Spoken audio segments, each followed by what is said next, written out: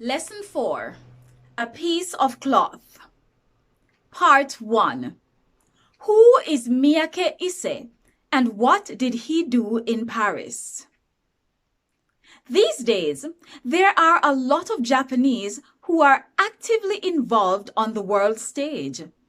Among them, there are some influential people whose work is recognizable worldwide. Miyake Issey is one of them.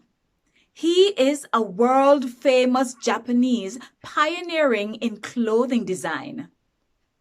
After graduating from an art university, Miyake went to France. He trained there to become a clothing designer. He returned to Japan in 1970 and established a design office.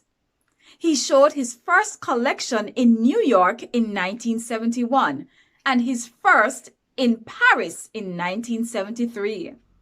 From then on, he continued to show his works in Paris every season.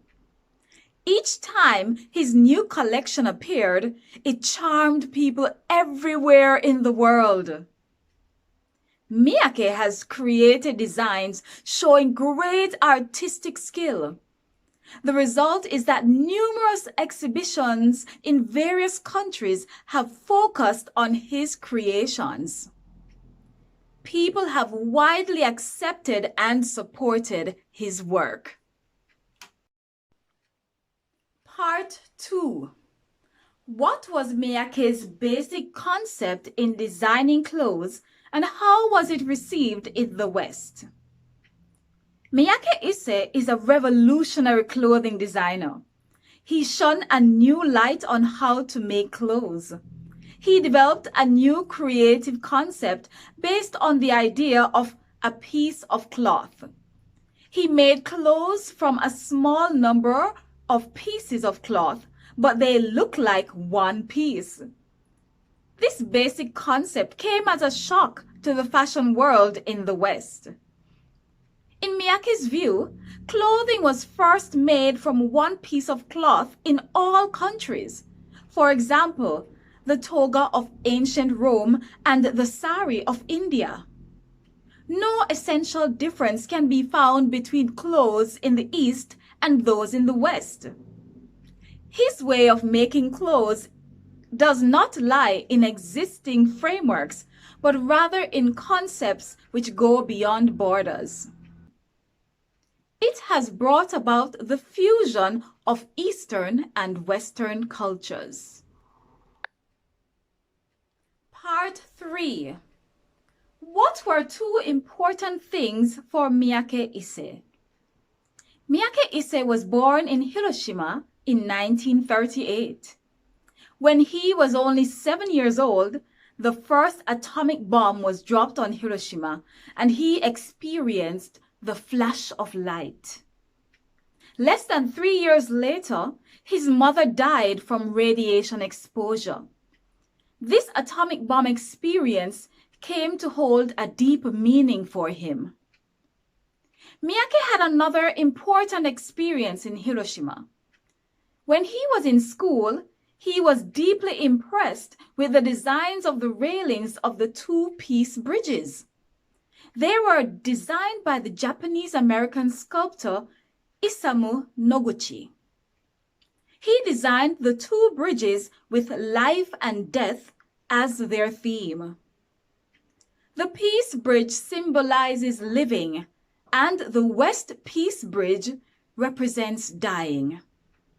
Both bridges showed Miyake the joy of expressing ideas through design. Miyake became a designer perhaps because he had experienced those two things. However, he tried never to be defined by his past, and he never shared his memories or thoughts of the flash of light. He thought that design had to be future-oriented. He tried to bring people beauty and joy through making clothes. Part 4. Why did Miyake write an article for the New York Times? Something happened, however, that changed Miyake's mind. In April 2009, US President Obama made an important speech in Prague and promised to work for a peaceful and secure world without nuclear weapons. His words woke something buried deeply within Miyake. A personal and moral responsibility to speak out as one who survived the flash of light. He told himself that he should appeal for world peace. Miyake wrote an article for the New York Times in July 2009 and made his experience of the atomic bombing public for the first time. In a flash of memory, he appealed to people all over the world to get rid of nuclear weapons. He said, "We are not naive. No one person or country can stop nuclear warfare." People around the world must add their voices to President Obama's. Miyake's appeal has a special impact on people everywhere because he has achieved great recognition throughout the world.